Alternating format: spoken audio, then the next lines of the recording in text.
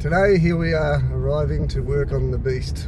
So I'm able to give this mechanic a hand. There's the truck in front of that forklift over there. I'm going to start pulling it down. There you go, that's my job for the day. Alright, now I've got to pull the bull bar off, all the grill off, all the radiator, everything out, so then we can pull the motor out with this forklift. Here we go. Well, all the front ends off. Next step on Monday, let's pull the motor out. So some of the joys of travelling Australia like we are, as you'll see, got the F250 broken down.